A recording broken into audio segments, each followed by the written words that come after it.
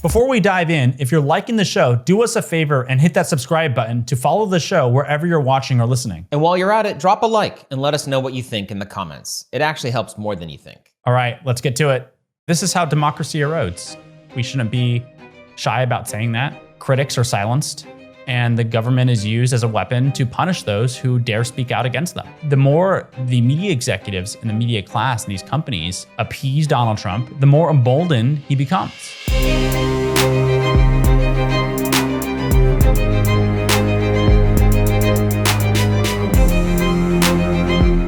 Welcome to Power Lines, presented this week by Beehive. I'm John Passantino. And I am Oliver Darcy. Today we're discussing the shocking decision to pull Jimmy Kimmel off the air, the anxiety inside CNN as Paramount prepares a bid for its parent company, and the new AI policy that's shaking up Business Insider. Oliver, in the days following Charlie Kirk's killing, the Trump administration has quickly launched a war on free speech. Earlier this week, Attorney General Pam Bondi said, "We will absolutely go after you and target you if you speak ill of Charlie Kirk in the wake of his killing." Vice President J.D. Vance said, "We are going to be calling them out, and we want you to call them out too, those who would have other views on Charlie Kirk. Call their employers," he urged people to do. And then we saw Stephen Miller say, "We're going to be channeling the anger of Charlie Kirk's death and using that to motivate us in order to crack down on speech," honestly. Then later this week, we saw the FCC boss, Brendan Carr, speaking on the Far Right podcast with the serial plagiarist Benny Johnson, saying that ABC's late night king Jimmy Kimmel was frankly talentless and threatening ABC and parent company Disney over his monologue on Monday about Kirk's suspected killer. Kimmel himself only sort of obliquely mentioned this. It wasn't really that direct. He said, "We hit some new lows over the weekend with the MAGA gang desperately trying to characterize this kid who murdered Charlie Kirk as anything other than one of them and doing everything they can to score political points from it." It wasn't really that strong of a comment. But we saw Brendan Carr then come out on Wednesday and say, "This is a very, very serious issue right now for Disney. We can do this the easy way or the hard way. These companies can find ways to take action on Kimmel, or there is going to be additional work for the FCC ahead." This was a clear and obvious threat to ABC and to Disney, its parent company. Within hours of that, we saw Disney issue a statement pulling Jimmy Kimmel off the air. Oliver, you did quite a bit of reporting on this in the last 24 hours. How did ABC react and how did we get here? Yeah, obviously they were paying attention to what Chairman Carr said on Benny Johnson's show, and those comments prompted a cascade of events inside ABC News. So this happened actually fairly quickly, I'd say, given the significance of the decision to pull their marquee talent, their maybe most recognizable talent over at ABC off the air. So my understanding, having talked to people familiar with how this happened, is that Brendan Carr goes on Benny Johnson's show, makes these threats. He not only threatens ABC and Disney, but he also goes after or suggests that the local stations should be taking action against Disney. And Nexstar, the largest owner of local stations in the country, we shouldn't forget, has a pending $6.2 billion deal to purchase its rival Tegna. And so this is lurking beneath the surface, but certainly very important to how these companies are making these calculations. And so Brendan Carr goes on Benny Johnson, makes these threats against Disney, effectively suggests Nexstar and others should be pulling Kimmel from their programs or from their air as well. And this triggers, frankly, I think a bit of chaos inside ABC News and Disney. And so there are a series of emergency meetings that are convened inside the company. And Bob Iger, the head of Disney's on deck for the meetings. Dana Walden, who leads Disney Entertainment and is responsible for the programming over at ABC, she's in on these meetings. Others are part of the meetings. My understanding is Kimmel himself is part of some of these meetings. Kimmel, he wanted to address this on air. He wanted to go on air like any late night host or any host would want to do and address this on air. And so he actually, my understanding is he wrote a script. He was prepared to read the script on the air, but Disney didn't feel the same way. And so they looked at the script. They were not comfortable with it, is my understanding. And so they did not want him to do it the way he had preferred. And meanwhile, as they're discussing what to do, what action to take, Nexstar, which again has this huge deal that's going to need Brendan Carr's FCC approval, issues a statement saying they're not going to air Jimmy Kimmel tonight. They're gonna preempt Jimmy Kimmel for the rest of the week or indefinitely. I forget exactly what their statement said, but they're not going to air his program. And that applies additional pressure, obviously, on Disney, because now they have the largest owner of stations refusing to air the program. And so during these meetings, they decide that the best thing to do before this thing, spirals out of control. I think they're frankly caught a little flat-footed and weren't really sure how to respond.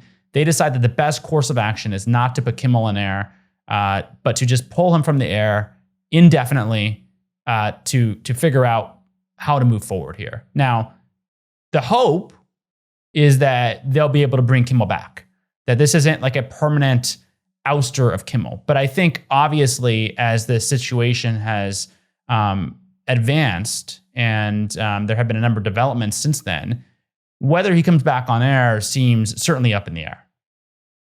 Yeah, and we should note that as of now, Kimmel has not addressed this at all, and we're really unsure, how he's feeling about it. I'm sure he's got to be furious, especially since it seems like his words were really taken out of context or weaponized in a way that was well beyond the actual meaning. You see a lot of reporting, you've seen a lot of conservative backlash to Jimmy Kimmel whipped up by this. But when you actually look at what it is that he said, he didn't say that, Charlie Kirk was like a bad guy or that, the killer was anything. All he actually said was that the MAGA base is basically trying to characterize the Kirk's suspected killer as not one of them. That's it. Which is accurate. And here we are in this situation now where these local TV stations are, publicly issuing this threat to not run his program, and we're seeing the head of the FCC. This is like all uncharted territory. We've never seen anything like this. Bill Carter, the legendary, author of late night books and who knows more than anything on this, was calling it unprecedented in the wake of it, saying this has never happened before. It's hard to also sort of distance this from previous ways that ABC and Disney have dealt with Trump since he's taken office. We've seen other, the Trump administration, or I think it was Donald Trump himself, right, file that lawsuit against ABC Disney over a George Stephanopoulos segment, and that was then later used in other settlements, including the CBS Paramount settlement that was made over 60 Minutes, and that was used to go into their mediation to reach their eventual dollar figure in millions of dollars to pay Donald Trump to make that suit go away. It's only been, a month or two now since CBS also announced that Stephen Colbert is no longer going to be on CBS, which of course was cheered by Donald Trump. And this latest decision by ABC to pull Jimmy Kimmel off the air indefinitely was immediately cheered by the president. And Brendan Carr has been cheering it as well, sending gifts to reporters. He sent you a smiley emoji last night. This is all, completely, it's like exhausting to continue to say the word, but unprecedented. Where do you think we're going to go from here then? Well, I think that's a good question, right? Where does this go? Disney, I think, very much does want Kimmel. They want to find a way to have Kimmel come back on the air. But does Kimmel even want to go back? I think I was texting with an executive last night, and a media executive, not at Disney or ABC, but just someone who has a fair amount of experience in the business, and they noted that this is basically a betrayal to to Kimmel? Like, does Kimmel, I mean, you imagine Kimmel, he's been basically thrown under the bus here by Disney. He's embarrassed. They've acquiesced to the president and his henchmen. And does Kimmel really want to go back on ABC and deliver his monologues? I think that's certainly a question. I mean, he must be feeling burned, to put it mildly.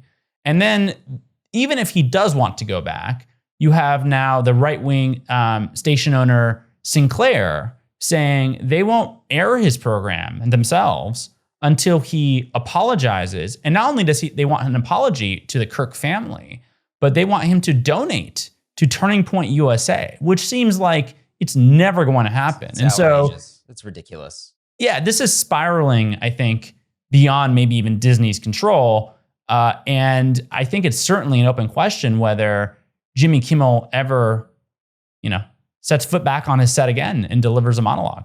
Right. If you're Kimmel right now, and this has just happened, and they pull the rug out from you, would you even want to go back on the air? Because now the demands are in a literal wire-issued press release from some of these affiliate owners, like Sinclair, which has a long history of being conservative or right-wing and running that kind of commentary on the air, going on the record and saying that Disney's decision to pull Kimmel off the air is not enough, that they want these like concrete changes and assurances, and for him to contribute just ludicrous.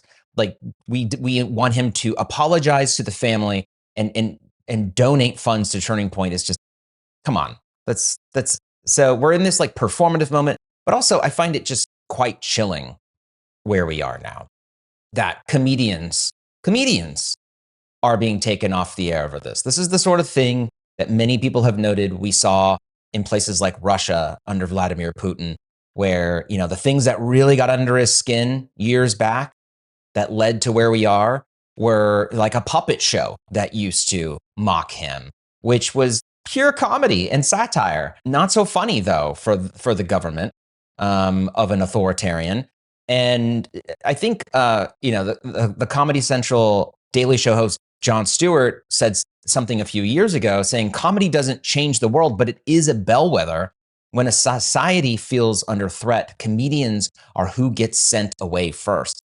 And I feel like we're not too far off from saying that we're in this moment. We've now got Stephen Colbert, who's still on the air, but his show has been canceled.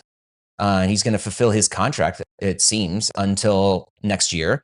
And now we've got Jimmy Kimmel pulled indefinitely with a real open question mark as to whether he'll come on the air, because ABC does not control the pipes of its affiliates. And its affiliates are currently saying, we have a major deal, Tegna and Nexstar, before the government, and we really want Brendan Carr to approve it. Do you think Brendan Carr is going to approve that deal or look positively on that deal if Jimmy Kimmel is back on the air needling Trump? It's not even a normal deal either. We should point out Brendan Carr needs to make an exception to the rules to allow this deal to go forward, right? Because there's some rules that say that one entity can't own more than like a 39%, I think it's 39% share of stations. And so for this deal to happen, Brendan Carr would have to make an exception to that rule to greenlight it. And so they're not only asking for basic approval, they're asking for a courtesy here from Brendan Carr. So they're really at his mercy. And John, we also haven't even pointed out as well, it's not as large of an issue, but it's certainly one, that Disney has a pending deal with the NFL, which is going to require Donald Trump's government in Washington approving it. They need to approve that deal. Now, that deal does not require FCC approval, but the DOJ can certainly file a lawsuit to try blocking this deal, and that's crucial to the future of ESPN. So there's a lot of money at play, a lot of money hanging in the balance here, and Jimmy Kimmel, I think as big of a star as he is perhaps a sacrifice these companies might be willing to make to get their larger business deals done. And again, we've seen this happen before. Look at Stephen Colbert. They claim it was a financial decision, but really that's steeped in politics. And John, there's so much to talk about here, but we haven't even brought up Jon Stewart in that Jon Stewart's contract is expiring in a few months. And it seems, reading these tea leaves, it seems quite unlikely to me that he's going to be renewed. But that's an open question as well. And so by early next year, potentially, you could have Stephen Colbert, Jon Stewart, and Jimmy Kimmel, the three of the comedians who have been the most aggressive at needling Donald Trump, totally off the air. Or That's having right. their shows canceled. I guess Colbert would still be on there for the remainder of his show season, but canceled. Right. And Donald Trump immediately last night, when this news broke from Disney, went after NBC and mentioned their two late night hosts between Jimmy Fallon and what's the other guy's name? Who's in late Seth night? Meyers. Seth Meyers. Gosh, that tells you what time I'm going to bed these days. By the way, Jimmy Fallon notably recently had the Fox News host Greg Gutfeld, who fashions himself a comedian but is never funny, on his show. And I thought, I think a lot of people thought when they saw that this is a clear play at trying to appease conservatives, trying to show that he is not, maybe in the same league as the Stephen Colberts and Jimmy Kimmels of the world, that he is okay bringing on conservatives and talking to that audience. And, I think that's a result of the pressure that they're under in this unprecedented environment. Yeah. I'm struck by this moment that we're now in, where earlier this week we woke up to news that Trump was suing the New York Times for $15 billion, some outrageous sum of money, not because it's a legitimate suit, but it's a way to go after his enemies. That suit probably is not going to go anywhere, but it'll cost the Times millions of dollars.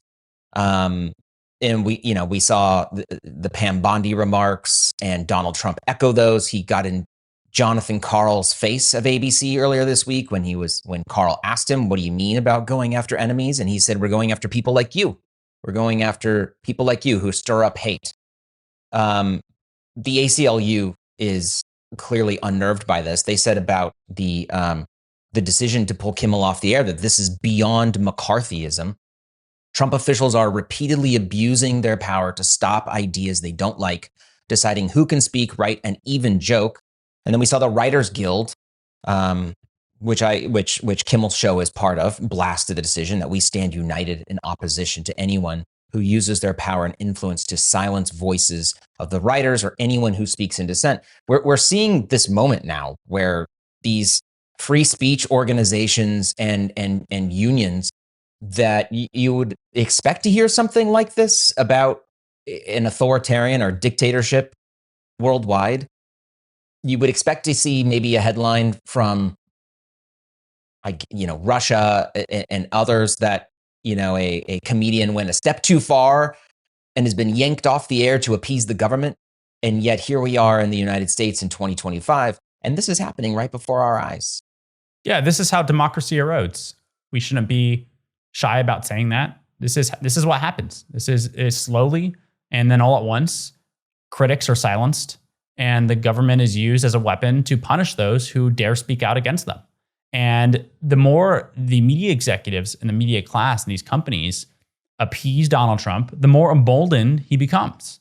And so I think it's actually very incumbent on folks like Bob Iger, David Ellison, all of these media barons, media moguls, to stand up and to not give an inch, to hold the line and be a unified force against this abuse of government. Unfortunately, they are all seemingly willing to look the other way when it comes to because they want to get their deals across the finish line. And that's also because the media landscape has been thrown into chaos by the streaming wars, and these companies are particularly vulnerable. And we've talked about this before, John, but at a time you want media companies to be stronger than ever to hold that line, they are weaker and more vulnerable than ever.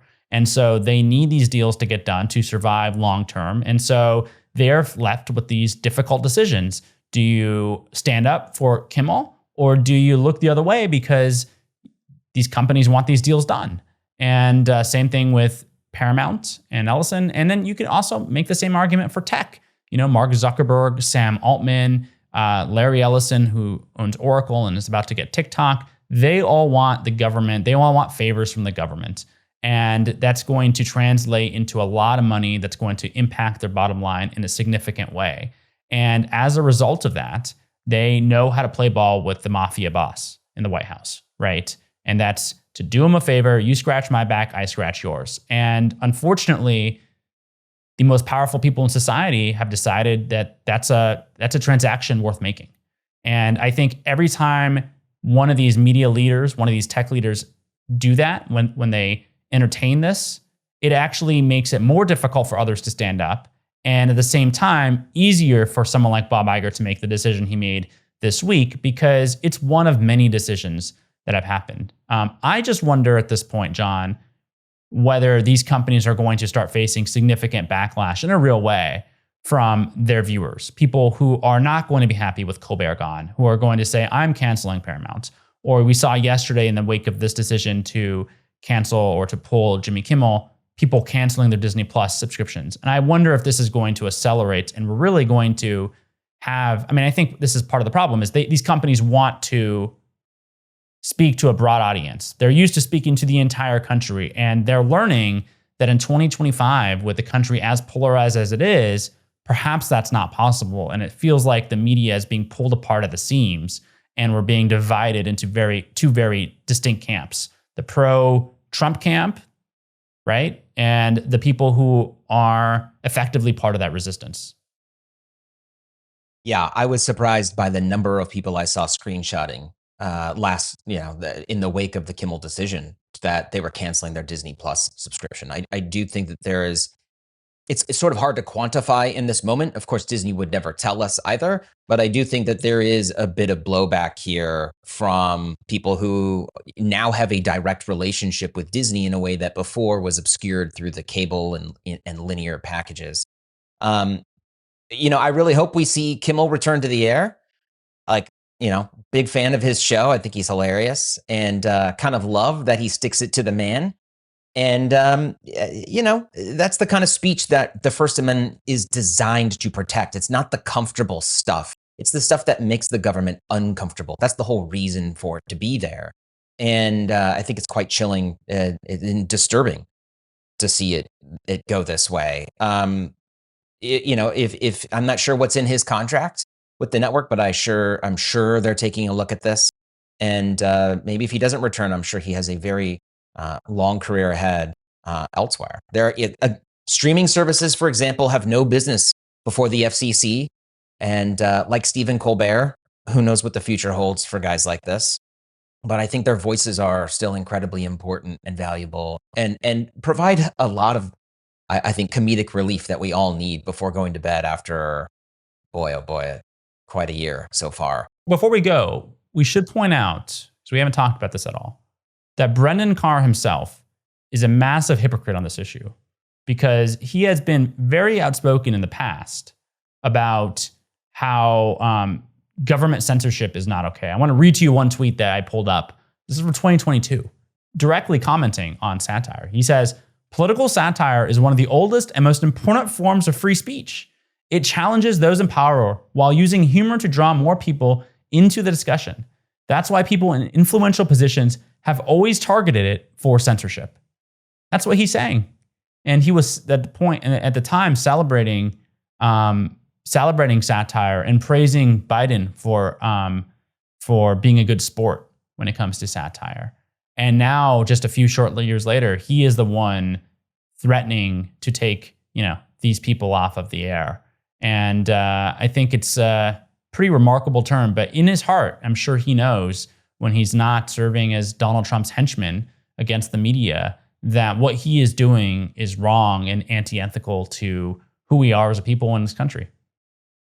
Yeah, it's amazing to see how those who claimed the mantle of free speech, including Donald Trump, who claimed to be the defender of free speech and would hug the American flag on the campaign trail, now suddenly rallying and celebrating the quieting, the muzzling of free speech, and very obviously so. In this case, no law is broken.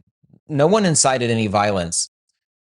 Jimmy Kimmel didn't even really factually get anything wrong here. Even if we're going to go down the idea that the government is going to oversee editorial which they do not want to go down that direction because we're going to have a great time talking about Fox News and other outlets. They're the anti-cancel culture crowd. These are the people that lectured us for years on not liking cancel culture, being free speech warriors.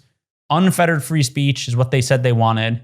And now they are using the government to go after those whose speech they don't like. They are massive hypocrites. They have no principles. They just want to seize power. And they have exposed themselves for who they are. And I think that's an important note as well. All right. Well, we'll see where this goes. Kimmel, I hope you make it back on the air.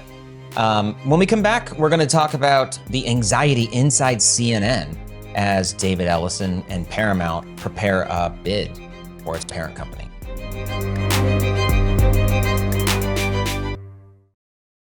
Before I tell you about this opportunity, let me share why I chose Beehive for the Status newsletter. From the beginning, I wanted Status to feel distinct, not like it was stamped out of a template. Beehive has allowed us to create a completely custom experience, the design of the website, the way the newsletter looks in your inbox, and so much more. Most platforms force you into a cookie-cutter format, but Beehive gave us creative control to match the polish of the reporting itself. That was the deciding factor for me. Not just the technology, but the ability to truly own how our publication looks and feels. Since switching to Beehive, I've experienced firsthand why so many others have made the same choice. It's the difference between using a generic tool and using something purpose-built for serious media operations. Which brings me to why I'm excited to share this opportunity with fellow media operators who are ready to take their publications to the next level. If you're running a media business with over 100,000 subscribers, Beehive wants to offer you something valuable, a free growth consultation to explore how switching platforms could unlock your publication's next level. It's not a sales call, it's a conversation with Beehive's team of veterans from top-tier media companies like The Information, Puck, Airmail, Morning Brew, and BuzzFeed to understand the unique challenges you're facing at scale, from subscriber retention and monetization to content distribution and audience segmentation. They'll work on ways to improve the success of your operation. If you're hitting the ceiling with your current platform or wondering how to optimize for the next 100,000 subscribers, this growth consultation could be exactly what you need. Visit beehive.com/status to book your call. That's Beehive, BEEHIV.com/status.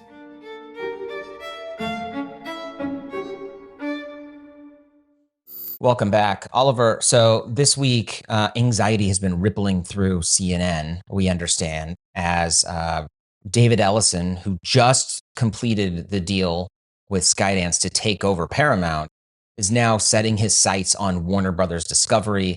WBD, of course, run by David Zaslav, owns a whole suite of media companies, from the Warner Brothers studio in Hollywood to the big portfolio of television and cable channels. I think the biggest and most important one, frankly, though, is CNN. CNN having thousands of employees, unlike Cartoon Network, and many journalists around the world who are covering a really important moment in our history and in the country, like our last segment. Many of these journalists are a little worried right now after hearing that Ellison could take over, and that's because Ellison has also been in talks to bring on Bari Weiss. She is the founder of the Free Press. This is the anti-woke, contrarian, obviously conservative with a veneer of polish on it, Substack publication. Going to bring her on. She's been an opinion writer for basically her entire career, in a position that we are hearing could be something to the effect of the editor-in-chief of CBS News or a co-president, sort of unclear how that's going to shake out. But if this deal between Paramount and Warner Brothers Discovery now were to be approved by the government, big asterisk on that, but we will see, then there's a very strong possibility that Bari Weiss could also come into a position of authority over CNN, which I think almost no one had on their bingo card a few weeks ago. But here we are. Oliver, you've been talking to people inside of CNN about this prospect. What are you hearing? Well, John, as you might imagine, they are not pleased with this news. They're certainly anxious, a lot of anxiety inside the halls of CNN. I think it's fair to say they're fairly rattled at this possibility, especially given that it's fairly clear to everyone that this is not just this is actually more of a probability than a possibility, right? That Ellison is going to make a bid for the entire Warner Brother Discovery portfolio. There's probably not some other suitor that wants to swallow this entire portfolio whole. Like, you might have suitors for pieces of Warner Brother Discovery, but not the whole thing. And my understanding and the reporting from others suggests that this is going to be a cash bid. It's going to come before the Warner Brother Discovery even splits. And so it seems like Larry Ellison and David Ellison are going to get their hands on Warner Brothers Discovery, which means that they will control CNN. And if you look at what's happened at CBS News, with them wanting to bring Barry Weiss in and put her in charge of the editorial, with them installing the MAGA-loving ombudsman to review complaints of bias, and just generally, pushing CBS News in a more pro-Trump direction, that this would happen to CNN. And so my understanding too is that the plan the Ellisons would like to execute is not only do they want to unite the two studios, Paramount and Warner Brothers, not only do they want to unite Turner Sports with CBS Sports, not only do they want to unite the HBO Max streamer with the Paramount Plus streamer, but they would want to merge and unite CNN with CBS News. And if that happens, then Barry Weiss likely would control the editorial direction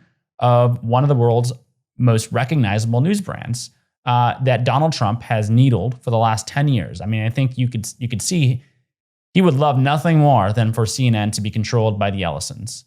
And that is leading to some real fear inside CNN. I talked to nearly a dozen people inside CNN, people familiar with the mood inside CNN, and it's frankly not good. It's not good. And this comes as well, it's almost a little bit of deja vu, because as we've reported, next month in October, CNN is planning to launch its second attempt at a standalone streamer. And I think this reminds people very much of what happened the last time CNN launched a streamer. That was CNN Plus. They launched it right before they were acquired by Warner Brothers Discovery. And immediately when David Zaslav got the keys, he shut down CNN Plus. And now there's a real question whether, they're going to launch the streamer.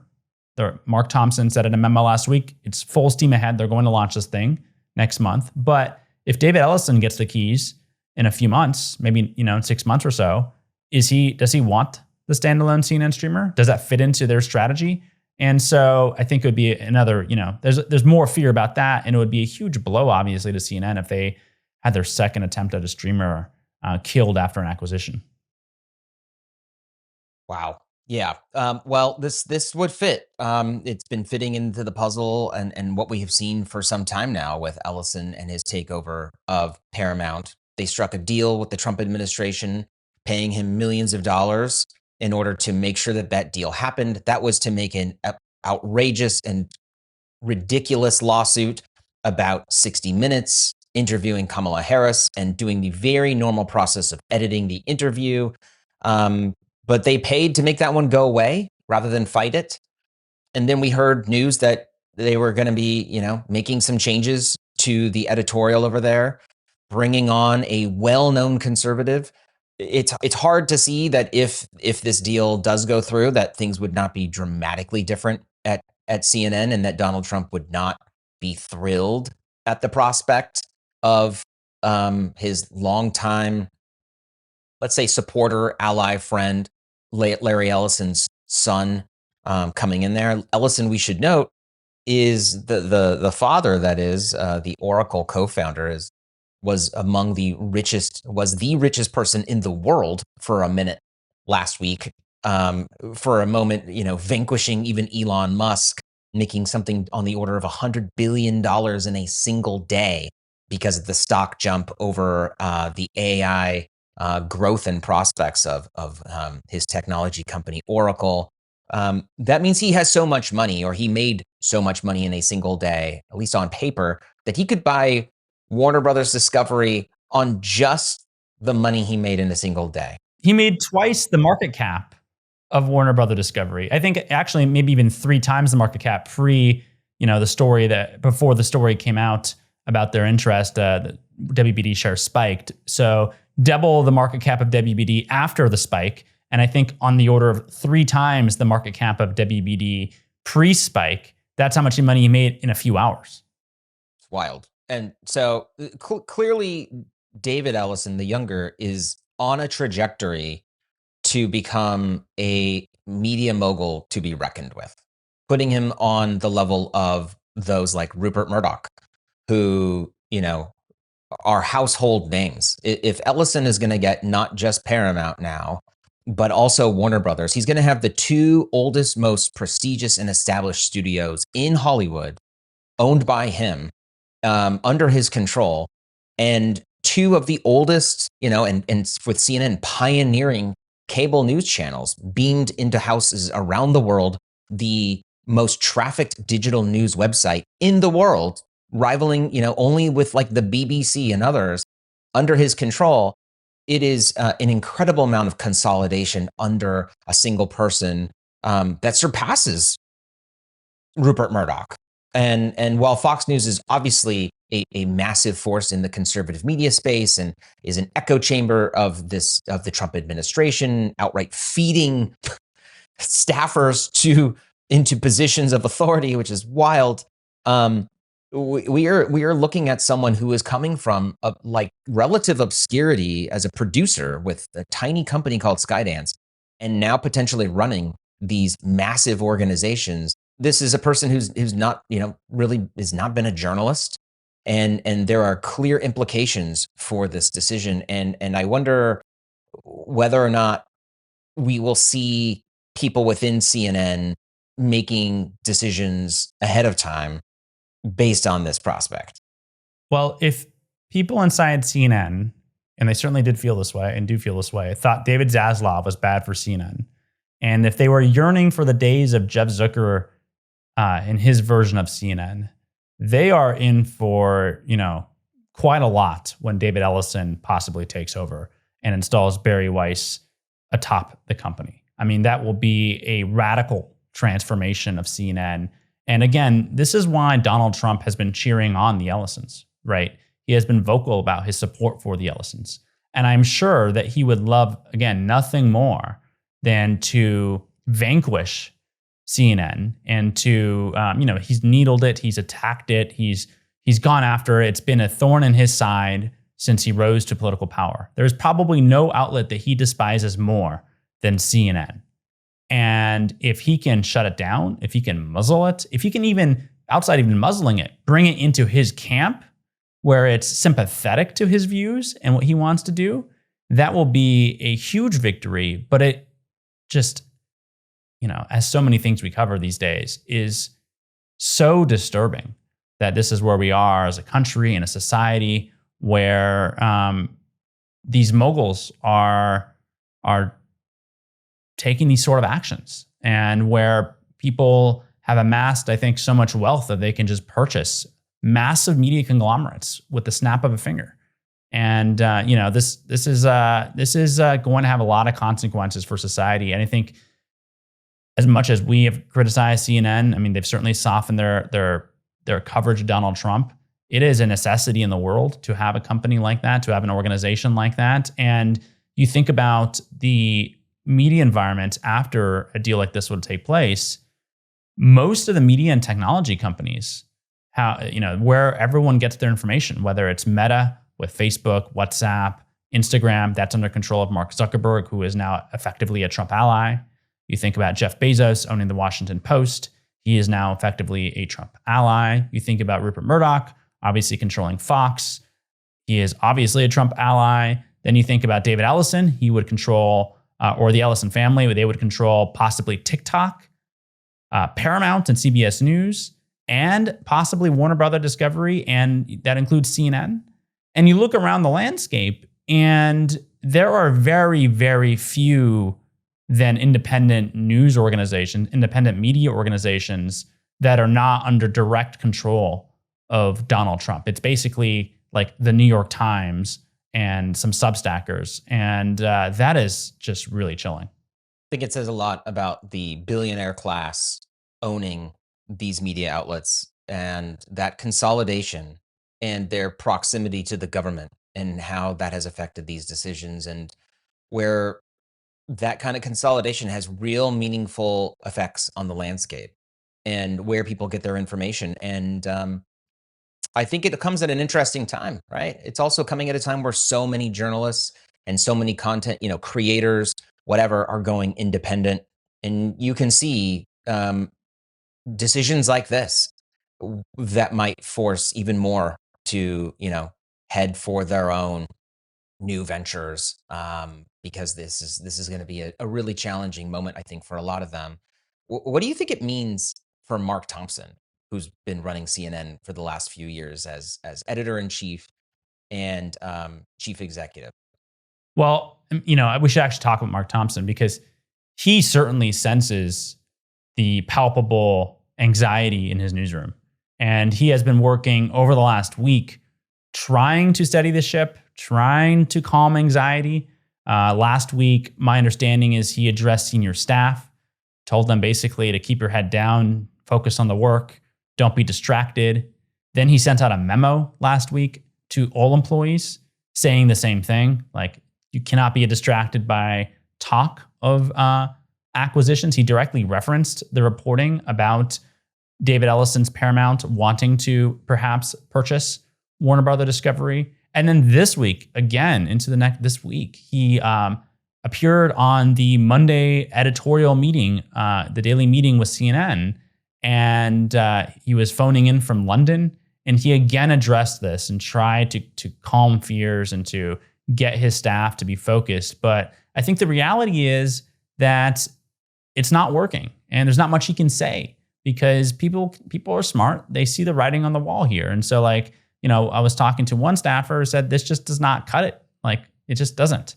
And there is significant fear, I think, inside that organization that it's going to be radically transformed, and that the CNN that they have worked at, the CNN that audiences loved, even if you don't even think it's there, it's going to look way different, possibly in just not too long. I mean, that's the other thing too, is this deal does not need FCC approval, right? There's no transfer any broadcast license here. So if they make an offer and the board of Warner Brother Discovery accepts it, and I don't think they're going to have much of a choice here, because it's going to reward shareholders, and they have a fiduciary responsibility to the shareholders to make a decision in their interest, in the financial interest of the company, then this deal can move along quicker than not. And it seems very unlikely that Donald Trump's DOJ or FTC is going to stand in the way, because it seems also very clear that Donald Trump would like this deal to happen. Well, when we come back, we're going to be discussing the new changes within Business Insider, issuing a policy allowing the use of artificial intelligence.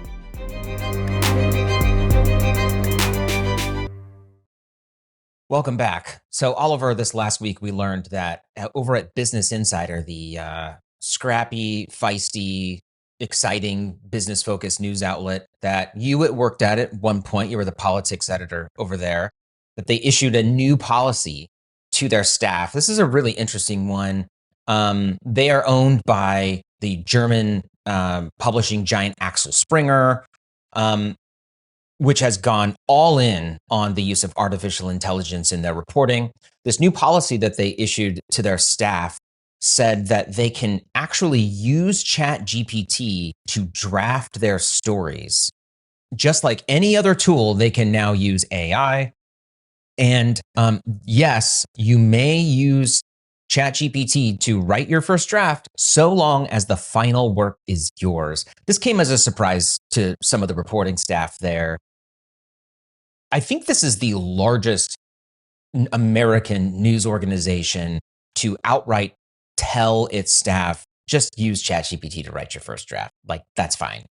Go in, make some tweaks, make sure it sounds like you, make sure you get the facts right. Come on.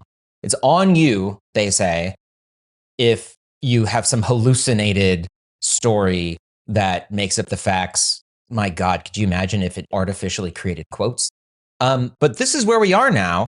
And so theoretically, BI reporting that's on their website today could be written by ChatGPT, at least, as a foundation. And I think really interesting here is there's going to be no disclaimer to the reader that you're reading either some or a portion of machine written information. It'll just have a reporter's byline as usual. What do you make of this decision?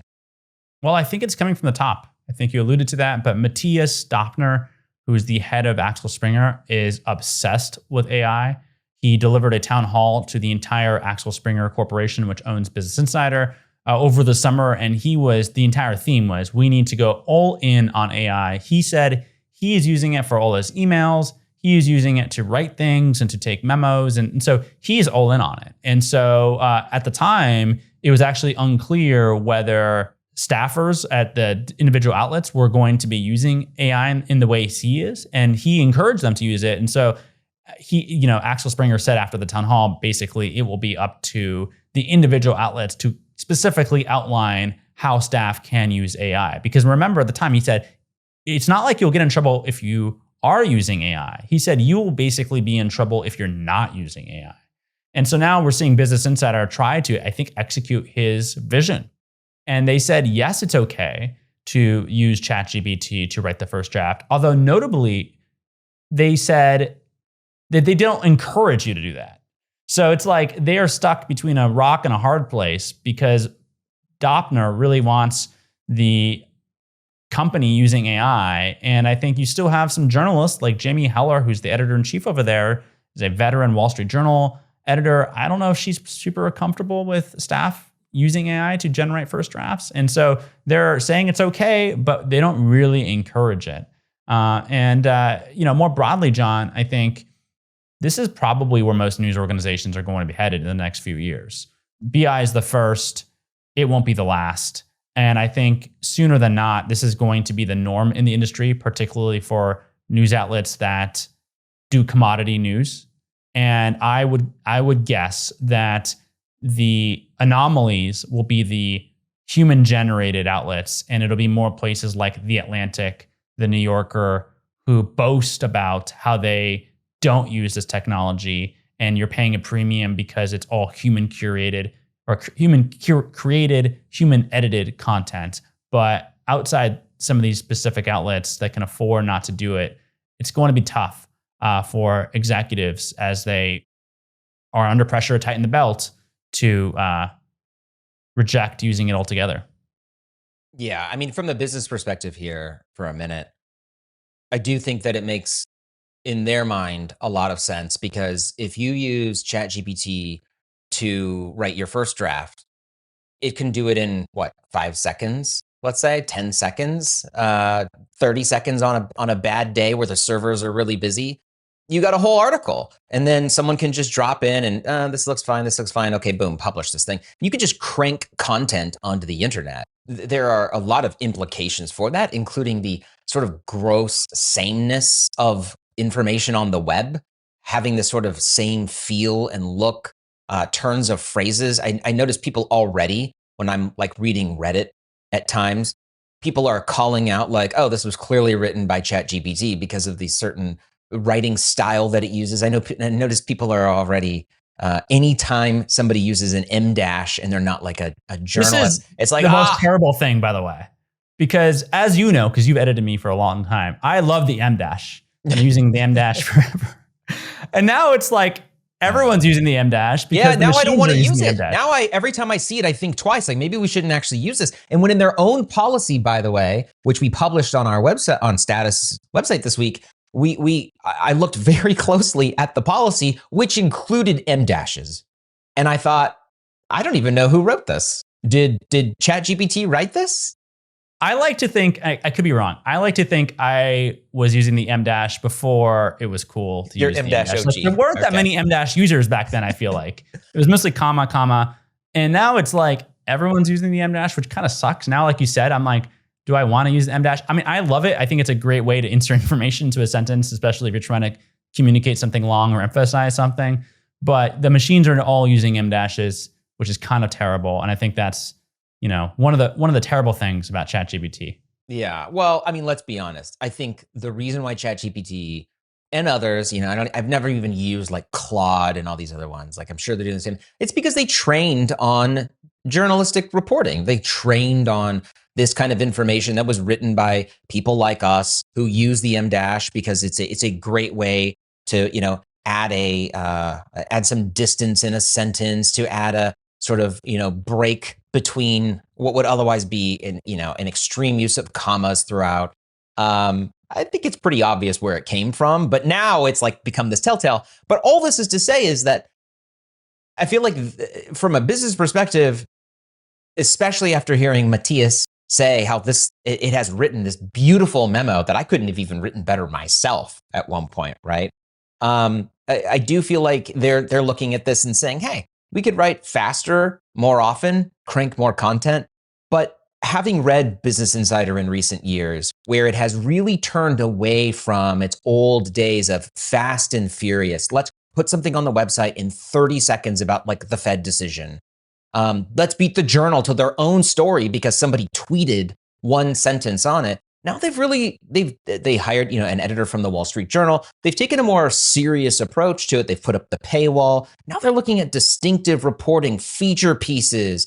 And like ChatGPT is not going to be great at that. And I think there's a certain use case for it that to me feels mismatched for a lot of what BI does as a reader.